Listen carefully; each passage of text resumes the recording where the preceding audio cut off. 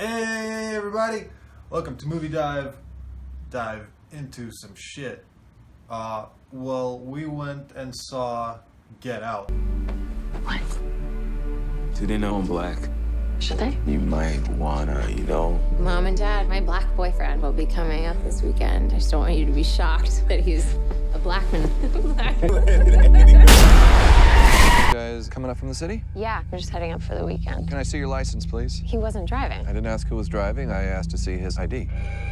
So how long has this been going on, this thing?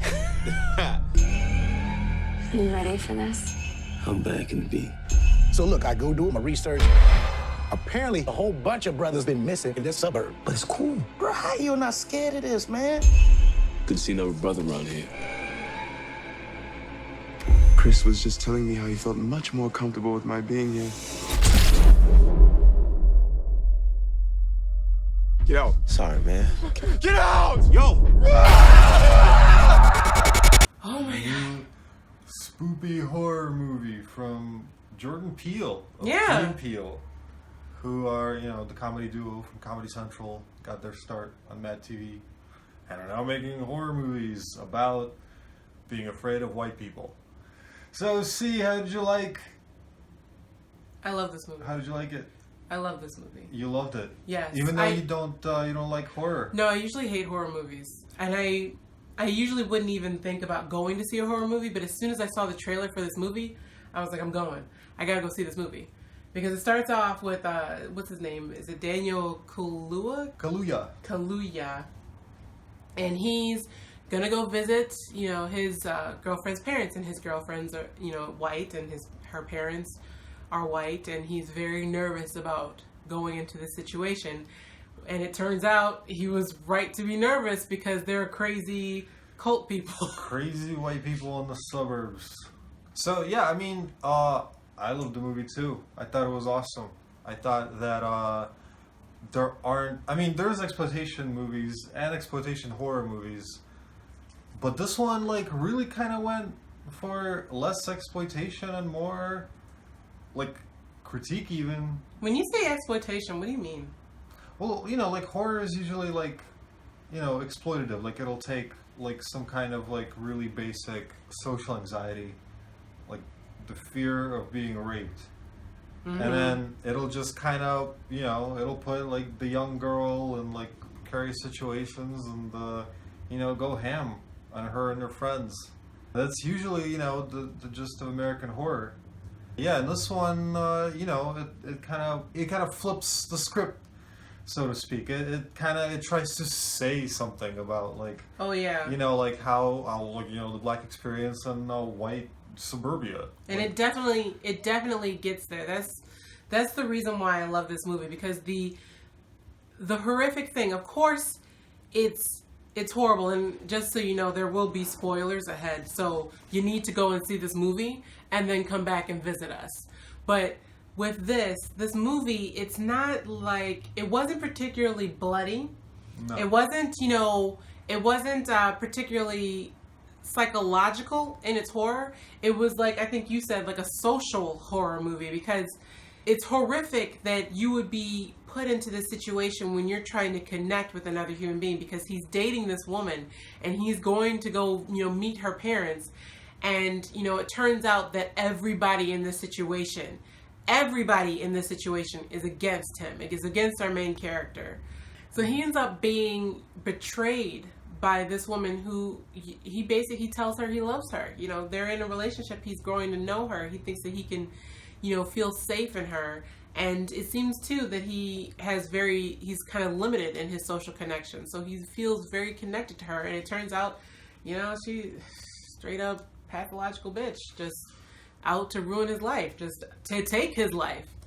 Because in the story, what they end up doing is they control people's bodies. That's the crux of the story. And the crazy thing is they have this one scene where Daniel's character, because I can't remember his name. Yeah, I don't remember the character's name. Yeah. His character, they go to this dinner party that they're like, oh, we have this dinner party every year. And all of these older white people come up to him and they say the typical quasi-racist things that most black and brown people are probably used to people saying. Like, this one guy goes, oh, I'm into golf, you know, are you into golf? And he's asking Daniel's character, and he's like, man, I love that tiger, you know, because you're black and I love tiger.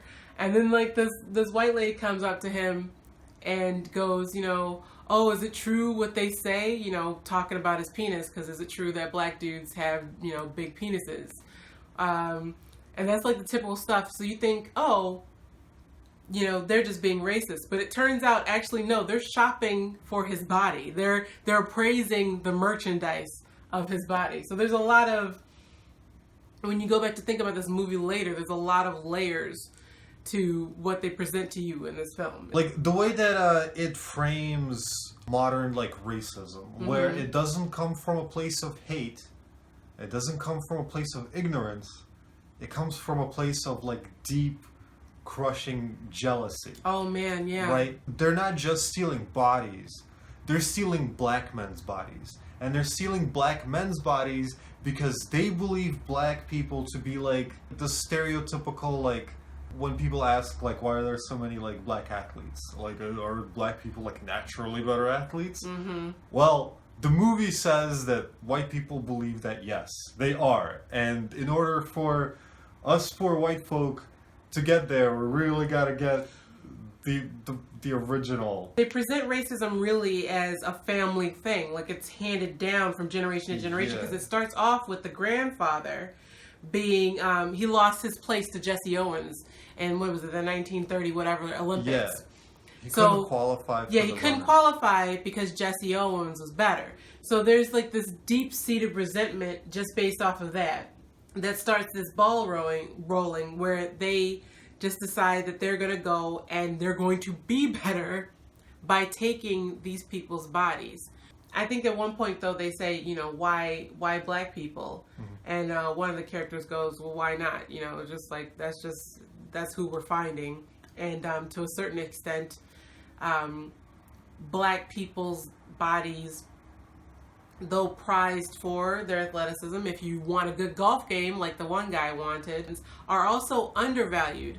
For example, the guy's friend goes to tell the police that, you know, his friend has been kidnapped. And of course his story is crazy. But as many people might know, if you go to look for like a black kidnap victim, people aren't looking for them. You know, people, like, they're not going to call out, like, you know, put on big old national Amber Alerts like they do for certain white kidnap victims. They just don't. So there is that issue too. Like, they're probably not looking for these people once they have been kidnapped, which is why they're prime victims, especially the main character, because he doesn't have a mother. The backstory is that he lost his mother. His only connection to the outside world is his best friend who's calling him. It's not like they're going to have like a big old family or something looking for him. He's a prime candidate to be taken like this. They really they nail like that sense of like discomfort. It's like probably one of the most like uncomfortable movies to watch, and that's like part of where like a lot of like the anxiety and the tension comes from in the movie, is that like just crushing discomfort of like every single remark is somehow racist or just creepy in general. Yeah. And, yeah. Jordan Peele did a great job with taking, for example, I've had the moments that this character has where somebody's saying something to you and you're kind of going, you're just saying that to me because I'm black. That's like the only thing that you could think to say, instead of asking me, you know, anything about what I do or who I am. You're gonna call me my man, like he gets called my man by the chick's dad, and you're gonna talk to me about Tiger Woods because I'm black. The very sad thing, though, is at the very end, he gets that moment of catharsis, and we all get that moment of catharsis when he just straight, like, you know, takes back his power. But then at the very end, you think, the police have come. This movie plays on a lot of fears that black and brown people have, specifically black and brown people. So at the end of the movie, when you see those flashing lights, the cop lights, you think, he's made it through all of this. Yeah. and he's gonna get killed. And it's you a know, really tense. he's, Yeah, it's and like he's, in the he's context. going to die. You Yeah. know, that's immediately the feeling that I had. It was even more crushing than, you know, realizing that, you know, people he loved had betrayed him, realizing that, you know, he was being taken over by somebody else's will, was this idea that even after making it through everything he's made it through, he could still get murdered by the state. There's this great article that I read, actually, that was posted on Buzzfeed. Oh, good. Those are the best articles that are totally worth discussing. No, this one actually was really good because this one brought up the fact that this movie shows a black man being afraid. And not in a comical way, but in a very real, very deep way. We get to see him having feelings, having a past, and being vulnerable, being extremely vulnerable, being trapped, but not just with slavery, which is the typical way that you would see that, you know, but they have to be strong and we have to, you know, overcome. This man is being trapped by another person in his mind, and you know, he's revealing himself, and the things that he reveals from his past are being used against him. And I thought it was a very good point. I'll probably link to it. The job that they do with like just characters in general, again, like not a typical horror movie, because in American horror the characters are usually just cardboard cutouts, they're cliches, you know. And in here you got our main character, you got his best friend, and you got, you know, his girlfriend and her family, and a lot of fucked up shit happens, but everyone is like a specific character with specific goals and ways of behaving that are not cliche, that are dynamic, and they seem to like come from a place of not rationality, but you could see how in a very diluted mind, like people could come to that conclusion, to the conclusions they come to. Yeah, so. And you can't quite predict where they're going to come from, because, for example, the mom has a very clear role to play. Yeah. She's very much a gigantic part of that. The mom and the dad working together as a very crucial parts of a team. You know, no one in that situation are, you know, being taken advantage of or are being less participants or anything like that. They each have their own individual part to play. Yeah. Now, all that being said, I did have some moments where I was like, "Ooh," you know, it wasn't a lot. Ooh, what? But I was, you know, kind of like, you know, just like they had a moment where they had a jump scare because they had loud music, and I jumped, and I was like, "Damn it!" I was like, nothing even happened. Why'd you do that to me? Or, you know, just moments where like the music was a little bit too heavy. But they were like little things, just absolutely minuscule things. They all kind of contributed to just the general feeling of, again, like just creepiness and discomfort by the whole thing. Where it's like, if none of the greater conspiracy about body stealing was ever revealed, the movie would have still been like super uncomfortable and super creepy to watch. No.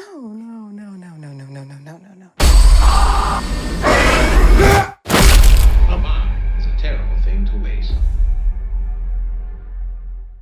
I love the movie, so you should see it if you haven't. Please if you've go watched see this it. review and you haven't seen the movie, then what are you doing? Yeah, we told you not to. We clearly said don't. You should probably like wipe your brain and go back and watch it and then watch this again. Yeah. I would recommend. Alright, thanks for watching MovieDive, you guys. Subscribe, like, follow, all those stuff that I always say. Do it. Do all the things.